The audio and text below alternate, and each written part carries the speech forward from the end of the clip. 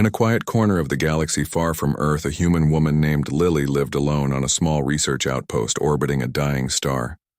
The station was old and creaky, filled with humming machines and flickering lights, but it was home Lily had been, stationed there for nearly 2 years studying alien flora and fauna, sent by the United Earth Science Council. Her days were quiet, filled with data logs, plant samples, and long stretches of silence. One evening, as she floated near the observation deck sipping recycled coffee, a bright flash lit up the blackness outside. A small pod tumbled through space, spinning wildly before slamming into the docking bay with a loud thud. Lily jumped, spilling her drink. She rushed to the control panel, heart pounding. The pod was not human. It bore strange glowing symbols and no identification code, against protocol. She opened the bay door. The air hissed as pressure equalized inside the pod. Leia being unlike anything she had ever seen. Tall, slender, with shimmering violet skin and eyes like molten gold. The alien wore a tight suit that pulsed with soft light. She was unconscious but breathing. Lily dragged her inside and placed her on a medical cot hours. Later, the alien stirred, her golden eyes fluttered, open and locked onto Lily with sharp intensity. "Who are you?" Lily asked softly. The alien tilted her head, confused, then spoke in perfect English. "I am Zara of the Kalith Royal Line. I was fleeing an assassination attempt. My ship was destroyed. I detected your station and took refuge." Lily blinked, surprised not only by the fluent English but by the regal air the alien carried, even lying half dead on a cot. Zara sat up, slowly examining the room with clear disdain. "This is a human habitat," she said, as if tasting something bitter. "Yes," Lily replied dryly. "Welcome to the edge of nowhere over the next few days." Zara recovered quickly. Her body healed at an astonishing rate. She watched Lily work with quiet curiosity. One afternoon she asked, "Why do you live alone here?" Lily shrugged. "Someone has to do the boring science work," Zara frowned. "Humans are strange. You isolate yourselves, yet you crave connection. It makes no sense." Lily laughed. "You aliens are all the same. Think you understand us after watching a few vids." Zara smiled faintly, "Perhaps, but I wish to understand more." She paused, then added, "I have a request." Lily raised an eyebrow. "Go ahead." Zara stood tall, her violet skin catching the dim light. "I wish to reproduce." Lily choked on air. "What, not with you?" Zara said quickly. "Though you are acceptable by human standards, no. I mean, I wish to attempt human reproduction methods. I have studied your biology and culture from our archives, but I have never witnessed it firsthand. My people reproduce through energy merging. It is instant and painless, but humans, it is messy, emotional, and takes months. I find it fascinating." Lily stared at her. "Are you serious?" "Very," Zara said. "I am a princess of the Kalith Empire. I must understand all species, especially those who may one day join the Galactic Alliance. Humans are candidates, but your reproductive behavior is a mystery to many of my kin." Lily rubbed her temples. "This is insane." But part of her was curious too. She had read about alien species with wildly different mating rituals, but never had one asked to observe human reproduction up close. "Fine," Lily said, "but you have to follow my rules. No touching, no interference, and absolutely no recording devices." Zara nodded solemnly. "I give you my royal word." Lily contacted Earth Command and requested a male volunteer for a classified behavioral study. She used vague terms but stressed it was for interspecies. Diplomacy Command approved, quickly sending a young man named Daniel from the Mars colony. He arrived a week later, nervous and wide-eyed. Daniel met Lily and Zara in the common area. He kept glancing at Zara, who stood silently in the corner, observing him like a scientist would a lab rat over dinner. Lily explained the situation in simple terms. Daniel blushed but agreed to help. He had never been with a woman before, and the idea of doing it under alien observation terrified and excited him. That night, Lily led them to a private chamber she had prepared. Soft lights, a large bed, and soundproof walls. She reminded Zara of the rules, then left, closing the door behind her. From the monitoring room, Lily watched on a screen. Zara stood near the wall, arms crossed, studying Daniel as he undressed slowly. The young man fumbled with his clothes clearly. Nervous Zara tilted her head, then stepped forward. "Wait," Daniel said, holding up a hand. "You said no touching." I am not touching. She replied, I am observing your physical response to stress and anticipation. Your heart rate has increased by 40%. Your palms are sweating, your pupils are dilated. Fascinating. Daniel swallowed hard. Okay, but please stay back. Zara nodded and retreated a few steps. He turned to the bed where Lily had left a lifelike synthetic partner for him to practice with. It was warm, soft, and programmed to respond gently. Daniel approached it hesitantly as he began the act. Zara watched with intense focus, her golden eyes unblinking. Suddenly she gasped and clutched her chest. Lily, who was watching from the monitor, froze. What happened? Zara stumbled back, her skin flickering from violet to deep blue. She whispered, It is happening. What is happening? Lily asked, rushing into the room. Zara looked at her eyes wide with shock. Your species, your method. It is not just physical. It carries emotional resonance. I can feel it even from a distance. It is overwhelming. Daniel froze mid-motion. What do you mean? Zara turned to him. Your intent, your desire. It is not empty. It carries hope, loneliness, longing. It is like a song I have never heard before. Lily stared at her, stunned. You can feel human emotions through reproduction. Not all Calith can. Zara said breathlessly. But royal bloodlines can sense deep emotional imprints, especially during intimate acts. I did not expect this. Staggered to a chair and sat down. Trembling, Lily handed her water. Zara drank it slowly, then looked up at Daniel with new respect. You are brave to face such vulnerability. Daniel blushed again. Thanks, I guess. Zara stood and walked to the door. I must return to my quarters. I need to meditate on what I have learned. That night, Lily found Zara on the observation deck staring at the dying star. Her violet skin glowed faintly in the starlight. You okay? Lily asked. Zara nodded, but her voice was soft. I thought human reproduction was primitive, inefficient, a flaw in your design, but now I see it as your strength. You bond through vulnerability. You create life not just with bodies, but with hearts. Lily smiled. Yeah, we do. Zara turned to her then. With a sudden movement, she pressed her palm to her chest. A soft light spread from her fingertips, and her outer skin began to shimmer and peel away beneath. It was not muscle or bone, but a second layer of armor, sleek silver and humming with energy. Lily gasped, stepping back. What is that? My true form, Zara said. This is Calith royal armor. It awakens only in the presence of profound truth. I have worn a soft shell to appear non-threatening, but your species, your act of love, it triggered my core armor. It recognizes something pure in you. Lily stared at the glowing armor. It was beautiful, intricate, like woven starlight. You are worthy, Lily. Zara said, of alliance, of trust, perhaps even of morality. Felt her heart race. Not from fear, but from awe. She had spent years alone thinking her work was meaningless.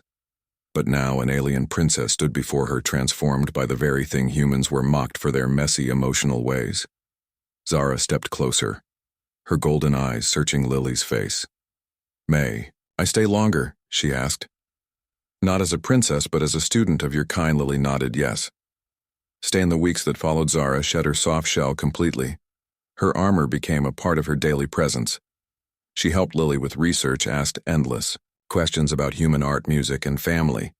She even tried cooking, though her first attempt at pancakes nearly set off the fire alarm. Daniel returned to Mars, but not before Zara gifted him a small crystal that pulsed with warmth. It will remind you that your vulnerability is strength. He cried a little and hugged her own evening as the station drifted through silent space. Lily and Zara sat together watching the stars. Do you think your people will accept us? Lily asked. Zara smiled. They will. Have to. I will make sure of it. And for the first time in years, Lily did not feel alone. She had found not just a roommate, but a friend, a bridge between worlds and maybe something more. The dying star outside flickered one last time, then went dark. But inside the station, two women from different galaxies sat in comfortable silence, their futures now intertwined by curiosity, courage, and the strange, beautiful mess of human love. Weeks passed, and the small station felt less like a lonely outpost and more like a home. Lily and Zara fell into a quiet rhythm.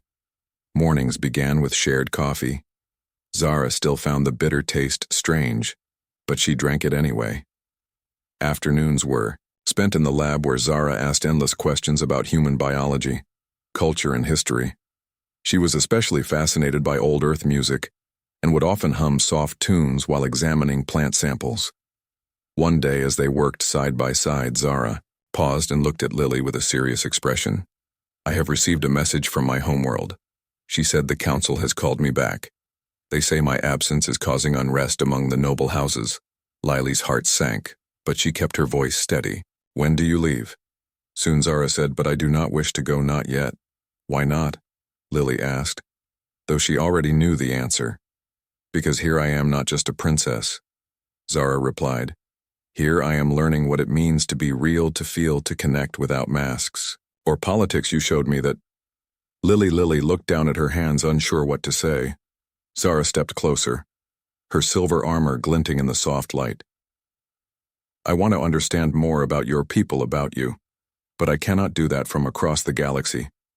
"Then, don't go," Lily whispered. "But duty calls," Zara said softly. Unless what?"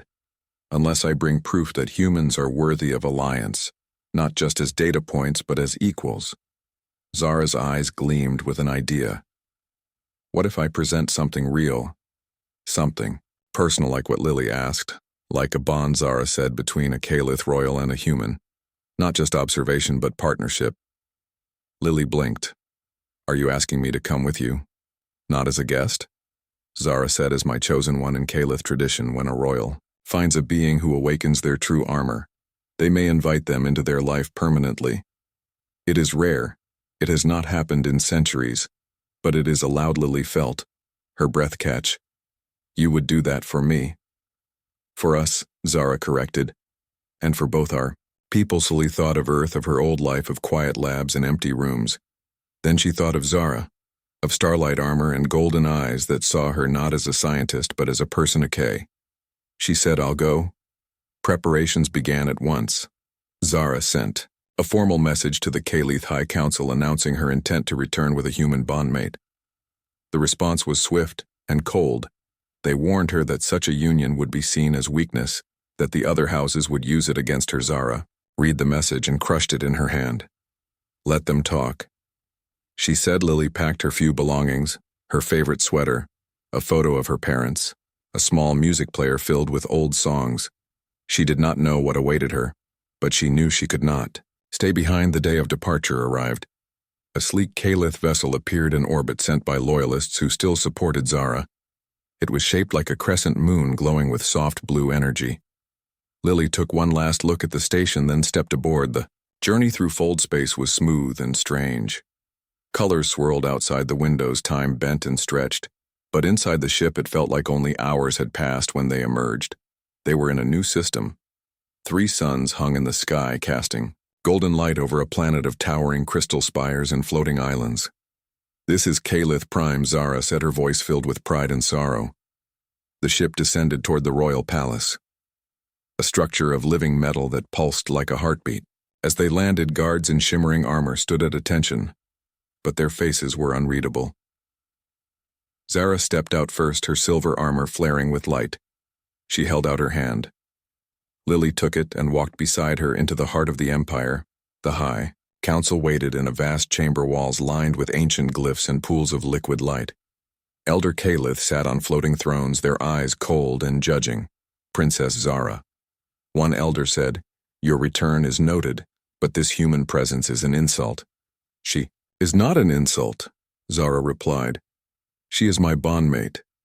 Murmurs rippled through the chamber. Another elder spoke. "Human biology is fragile, their minds chaotic.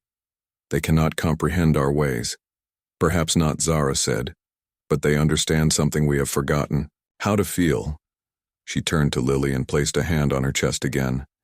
The silver armor glowed brighter than ever, and this time it spread outward, wrapping gently around Lily, like a second skin. Lily gasped as warmth filled her body. Not pain, but connection. She could feel Zara's thoughts, her fears, her hope. The council fell silent. "This armor does not lie," an elder whispered. "It has not awakened for a bond in over 500 cycles." Zara spoke clearly. "I do not ask for your approval. I declare my choice. Before the light of our ancestors, this human has shown me the strength in softness, the power in kindness, and the courage in love. If that makes me weak, then I choose weakness. For a long moment, no one moved, then one by one, the elders bowed their heads not in submission but in respect. The first test came sooner than expected. A rival house challenged Zara's claim, saying a bond with a human made her unfit to rule. The challenge was not with weapons, but with truth, a ritual where both parties must stand in the chamber of echoes and speak their deepest fears. If one lies, the chamber will reject them. Zara accepted without hesitation on the day of the trial. Lily stood beside her in the center of a circular room where the walls shimmered like water. The rival prince, a tall Caliph named Vorik, stepped forward. I fear that our empire grows soft, he said, that we forget our strength in the face of strange emotions. The walls remained calm. Zara stepped forward. I fear that we have already forgotten what it means to be alive, that we hide behind armor and tradition, while our hearts turn to stone. The walls glowed softly, accepting her words. Then it was Lily's turn. She took a deep breath. I fear that I am not enough, that I am too small, too human to matter in a place like this. The chamber pulsed with golden light, brighter than before. A sound like 1,000 voices whispered in harmony. The walls rippled, and for the first time in memory they sang. Vorik stepped back. Stunned, the trial was over. Zara had won, not by power but by truth. Afterward, in the quiet of their shared quarters, Lily sat on a soft couch made of woven light. Zara knelt before her. You were amazing, Lily said. No, Zara said.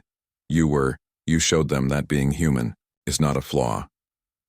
It is a gift. Lily reached out and touched Zara's cheek, the silver armor warm under her fingers. Do you think things will change now? Slowly, Zara said. But yes, already the young ones are asking about Earth, about music, about love. That takes time. They are curious. And us? Lily asked. Zara smiled. We are the beginning. Outside, the three suns set, painting the sky in colors no human eye had ever seen. Two women from different worlds sat together, not as princess and scientist, but as partners, bound not by duty but by choice. And in that moment the galaxy felt a little less lonely. Life in the Caliph royal palace settled into a new rhythm. Lily was no longer a guest but a recognized bondmate of the crown princess. Guards bowed as she passed. Scholars asked for her thoughts on human history, and children from the palace nurseries would peek around corners just to catch a glimpse of the soft-skinned human with kind eyes. Still, not everyone accepted her. Some nobles whispered behind shimmering fans. Others avoided her in the halls, but Lily did not let it trouble her. She spent her days learning Caliph customs, helping translate human stories into the Empire's memory crystals, and teaching Zara how to bake cookies. A task that often ended in smoke and laughter. One morning a message arrived from Earth. It was from the United Earth Science Council. They had heard rumors of Lily's presence on Caliph Prime and wanted to open formal talks about an alliance. Zara read the message with a small smile. They are finally ready, but before talks could begin, a new threat emerged. Deep in the Outer Rim, a rogue faction called the Void Weavers had begun attacking both human and Caliph outposts. They believed all emotional bonds were weakness and sought to purge the galaxy of what they called soft species. The High Council met in emergency session. Their faces grim, the Void Weavers used stolen Caliph tech and human weapons. They were a hybrid threat born from the very divide between their peoples. We must act, Zara said, standing before the council, but not with war alone. If we fight them as enemies, we become like them. Then what do you propose? An elder asked. We show them what they fear most. Zara replied, unity. She turned to Lily and took her hand. I ask the council to allow Lily to speak for Earth, not as a representative, but as proof that connection is strength. After a long silence, the elders agreed. Preparations began for a joint summit to be held on a neutral moon, orbiting a quiet gas giant. Human diplomats would come, and Caliph lords would attend. It would be the first time the two species met as equals. Lily felt nervous. She had never been a leader. But Zara squeezed her hand. You do not need titles to speak truth. On the day of the summit, the moon's surface was transformed. A great dome rose. From the stone filled with light and air inside, humans in simple suits sat across from Caliph in flowing armor. The tension was thick, like statica. Human delegates stood first. We come in peace, But we have suffered losses at the hands of the void. Weavers, we seek alliance not out of fear but hope. Then a Caliph Lord spoke. We have lost ships and lives too, but we will not descend to their level. Then it was Lily's turn. She walked to the center, her heart pounding, but her voice steady. She did not speak of treaties or weapons. Instead, she told a story. She spoke of the day Zara arrived broken and bleeding on her station. She spoke of fear and curiosity, of watching a young man try something deeply human, while an alien princess learned that love is not weakness. She spoke of silver armor that glowed not for power but for truth. When she finished, the room was silent. Then one human delegate wiped his eye. A Caliph noble bowed her head. From the back of the chamber, a figure stepped forward. It was a Void Weaver spy captured days before he had listened to everything. His face was hard, but his eyes were wet. You speak of feelings as if they are real, he said bitterly. Feelings get you killed. Zara stepped forward. Then let me show you something. Rio, she placed her hand on Lily's chest again. The silver armor flared, and this time it reached out to the spy wrapping around him. Gently he gasped as memories flooded him. Not his own, but Lily's. The loneliness of the outpost, the warmth of shared coffee, the courage it took to trust an alien. He fell to his knees, tears streaming down his face. I forgot what it felt like to care. That night the summit ended, not with signatures but with shared food. Humans and Caliph sat together, eating strange dishes and laughing at misunderstandings. It was messy, imperfect but real. Back on Caliph Prime, Lily and Zara stood on a balcony overlooking the crystal city below. Do you think it will last? Lily asked. Zara leaned against her. Not forever, but long enough to plant seeds. That is all we can do. Weeks later, the Void Weavers began to fracture. Some surrendered, others vanished into the dark. But their power was broken not by force, but by the simple act of being seen. Truly seen. Lily started a new project with Zara's help. A school where human and Caliph children could learn together. They taught science and history, but also music, empathy, and how to listen. The first class had 12 students, 6 from each species. They argued over games, shared snacks, and slowly became friends. One afternoon, Lily watched them play in the garden. A human boy showed a Caliph girl how to skip stones while she taught him how to make light dance on his palm. Zara came to stand beside her. You did this, she said. We did this, Lily corrected. Zara smiled, then grew serious. There is something else I must tell you. Lily turned to her. What is it? In Caliph tradition, when a royal bond is formed and the armor awakens fully, it does more than protect it. Creates a new life, not in the human way, but through shared energy. A child of two worlds. Lily's eyes widened. You mean? Yes, Zara said softly. Our bond has already begun to grow. Something new. Lily placed a hand on her own chest, feeling the faint hum of the silver armor beneath her skin. A warmth spread through her. Not just connection, but creation. What will it be? Lily asked. Neither human nor Caliph. Zara said something new. Something that carries the best of both. Lily felt tears well up. But they were happy tears. For the first time she understood that home was not a place, it was a choice. A bond, a future built together. That evening, they stood under the three suns, hands clasped, watching the city glow below them, around them. The empire was changing, not all at once, but in small, quiet ways. A guard smiled at a human child. A scholar quoted an earth poet in a lecture. A song played over the palace speakers. A simple human lullaby. And high above in the stars, the Void Weaver's last ship drifted silent, its crew no longer hunting but searching. Searching for the feeling they had lost, and maybe one day they too would find it. Lily leaned her head on Zara's shoulder, tired but full of hope. We did good, she whispered. Zara kissed her forehead. Yes, we did. And in that moment the galaxy felt not just less lonely but alive with possibility. Months passed and the child of Lily and Zara began to stir. Not in a womb but in the space between their joined energies, a soft pulse of light that glowed brighter each day. The palace healers watched in awe, for no Caliph royal had ever shared life with a human before, and none knew what to expect. Lily felt it most in the quiet hours when she and Zara sat together, their hands touching the silver armor. Now a permanent part of Lily's skin hummed with warmth, and inside her chest something New beat in time with Zara's heart. The child would not be born in pain or blood, but in light and choice. When the time came, they would stand in the heart chamber beneath the palace and speak its name into being. But before that day arrived a new challenge. Rose from the outer colonies. A Caliph warlord named Korak, who had refused the summit, declared that the royal line was tainted by human weakness.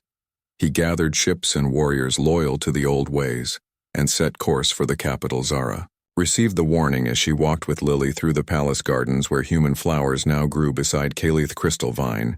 She will not reach the city. Lily said, her voice calm but firm. How can you be sure? Zara asked. Because this time we are not alone, Lily replied. She activated a comm link and spoke 2 words. Mars fleet. Within hours, human ships appeared on the edge of the system. Not old science vessels, but sleek warships painted with Earth and Mars insignias. They had come not to fight, but to stand with their allies. Korak's fleet slowed as they saw the united front before them. Human and Caliph ships, side by side, shields interlocked, weapons powered, but not aimed. Zara stepped onto the command balcony of the palace and opened a channel. Korak, I speak not as your enemy, but as your princess, she said. Your anger comes from fear, but fear is not strength. Korak's face appeared on the screen, hard and lined with old scars. You have forgotten our ways. You wear human skin over your soul. No, Zara said, I have remembered what our ways were meant to protect life, not control it. Then prove it.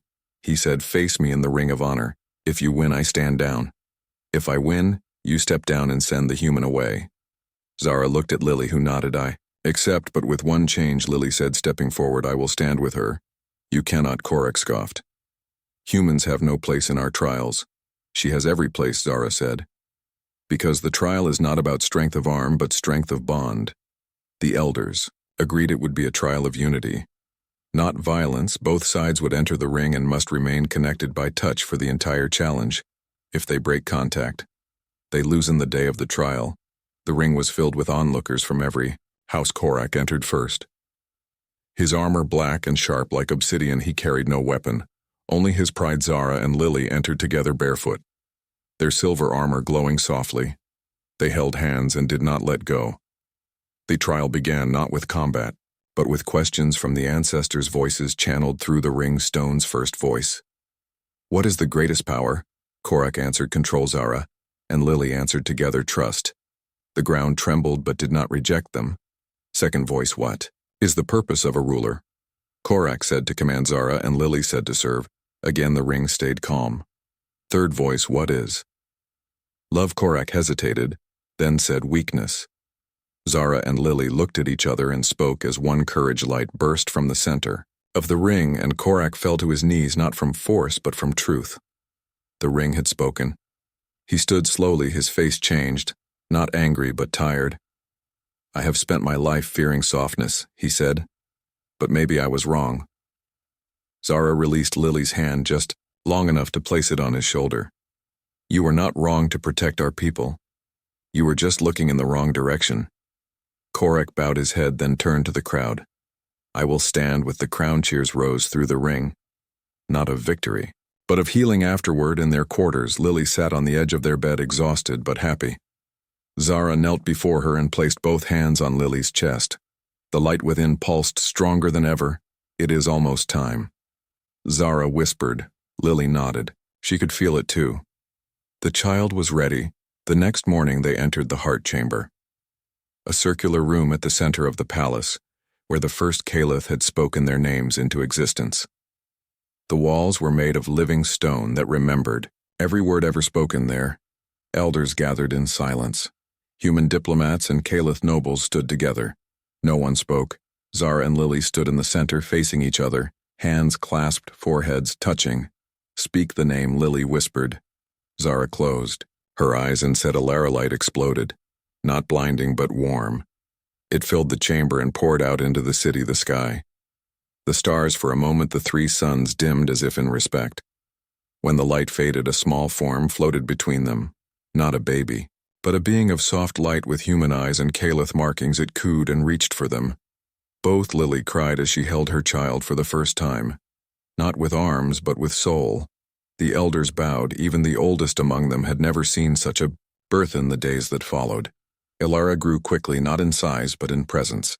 She could calm storms with a hum and make plants bloom with a touch. Children from the school gathered around her, not in fear but wonder. One afternoon, Lily watched as Elara sat between a human boy and a Calith girl, teaching them to weave light and thread into a single bracelet. Zara came to stand beside her. She is more than we hoped for. Lily smiled. She is exactly what this galaxy needed. News of Elara spread far and wide, not as a weapon or a miracle, but as a symbol that different worlds could create something beautiful together. Even the last of the Void Weavers sent a message not of surrender, but of curiosity. They asked to send a child to the school. Zara approved without hesitation. That night, as the three of them sat on the balcony watching the stars, Lily leaned into Zara's shoulder. Elara floated gently between them, wrapped in soft light. "Do you think she will change the galaxy?" Lily asked Zara, kissed her hair. She already has, and far below in the city, humans and Calith walked side by side, not as strangers but as neighbors, as friends, as family. The war was over, not with fire, but with feeling. The Empire was not conquered, but connected, and at its heart stood a woman from Earth, a princess from the stars, and the child who carried both their lights in the quiet hum of the night. Lily whispered, "Thank you for what Zara asked, for showing me that love is not small. It is the biggest thing." Their Zara held her tighter, and together they watched their daughter paint the sky with starlight. Years flowed like starlight through the halls of the Calith Palace. Elara grew not in the way human children did, but in waves of understanding. One day she would speak only in soft hums. The next, she would recite ancient Calith poems or sing Earth lullabies in perfect harmony. Her eyes held both galaxies at once, deep gold like Zara's, but with the gentle warmth of Lily's brown. The school they had started now spanned 3 levels of the palace, with students from over 20 species humans, Calith and others drawn by the quiet miracle of unity. Teachers came from distant worlds, not to preach but to learn how to listen. Lily no longer felt like an outsider. She walked the halls with ease, her silver armor now a natural part of her skin, shimmering only when she laughed or held Elara close. Zara ruled not from a throne, but from the garden where she met with delegates over tea, made from earth herbs and Calith nectar. But peace, like all living things, needed care. One morning, a distress call came from the outer rim. A human colony near the nebula of Veils had gone silent. No signals, no responses, just static. Lily recognized the coordinates. It was near where she had once studied alien mosses. A place she knew well. "We must go," Zara said before Lily could even speak. The council warned against it, too dangerous. They said the Void Weavers may still linger. But Zara shook her head. "If we hide behind walls, we betray everything we built." They took only one ship, small and fast painted, with both human and Calith symbols. Elara insisted on coming. "I can help," she said, her voice calm beyond her years. "You are only 5, Lily said gently. "In your years, maybe." Elara replied, "But in light I am older than this." Ship Zara looked at Lily and saw the same worry in her eyes, but also the same resolve. They both knew they could not ignore a cry for help. They arrived at the colony to find it empty. Not destroyed, but abandoned tables, still set beds, neatly made tools left in workshops, as if everyone had vanished mid-breath. Lara floated from the ship, her small form glowing softly. She placed a hand on the ground and closed her eyes. "They are not gone," she whispered. "They are sleeping, deep beneath the surface in a sealed bunker." The colonists were found unconscious, linked to strange machines that pulsed with dark energy. The Void Weavers had returned not to kill but to erase, to drain emotion and leave only hollow shells. Zara knelt beside a woman, her face pale and still. "This is worse than war," she said. "They are stealing what makes us alive." Elara stepped forward. "I can wake them, but I need both of you." Lily and Zara joined hands with their daughter, forming a triangle of light around the nearest colonist. Elara began to hum a sound that was neither human nor Calith, but something new. A song of memory and feeling.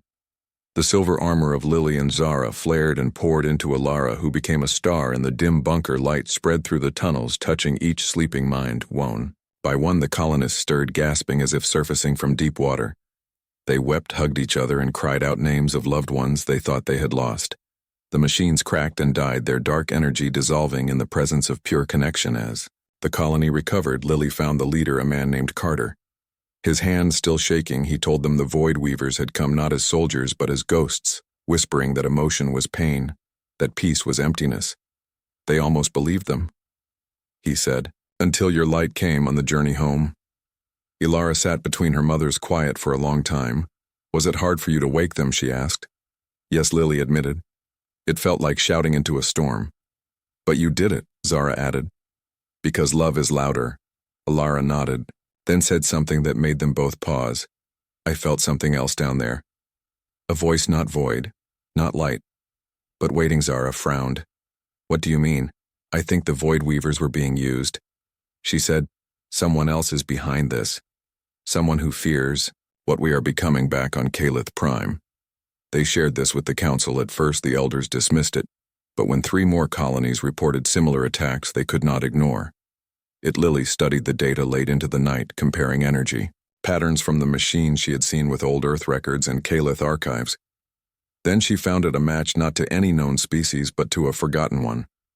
The Myrathians, a great civilization. The Myrathi had vanished thousands of years ago because they chose logic over feeling. They built minds of pure thought but lost their hearts in the process. They were not evil, just empty, and they saw all emotion as a virus to be cleansed. They are not attacking us. Zara realized they are trying to cure us, and they see Ilara as the disease. Lily finished. The Myrathi had returned, not with armies but with silence, with machines that turned feeling into nothing. We cannot fight silence with noise. Zara said, "Then we give them something they cannot." "Silence," Lily replied, "a story." They called a gathering not of soldiers but of artists. Poets, musicians, and children from every world in the alliance. They met on the neutral moon, where the first summit had been held. For 3 days they shared songs, stories, dances, and meals. No weapons, no speeches, just life. Ilara stood in the center and sang a single note that carried the sound of a human heartbeat and a Calith pulse together. Deep in the void, a Myrathi observer watched, not through machines, but through a borrowed body. His mind struggled to process what he saw: joy without reason, tears without pain, connection without gain. He reached out not to destroy but to understand.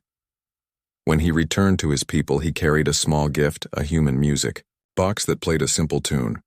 The Myrathi Council was silent for the first time in centuries. Weeks later, a message came, not in code but in song. The Myrathi asked to send a child to the school. Zara and Lily looked at each other and smiled. "Yes," they said together. That evening they stood with Ilara on the palace balcony watching new ships arrive. Not warships but transports filled with students, families, and teachers. Ilara leaned against Lily's leg, tired but happy. "Did we win?" Mama Lily kissed her head. "We did not win, sweetheart. We remembered." And in that moment the galaxy did not need saving. It only needed to remember that feeling was not weakness. It was the first language of life. Zara took Lily's hand, their silver armor glowing softly. "In the twilight we built this," Lily whispered. "No," Zara said, "we grew it." And far below in the city, a Myrathi child held hands with a human boy and a Calith girl as they walked into the school together. Not as strangers but as friends. The stars above burned a little brighter that night, not because of power but because of hope.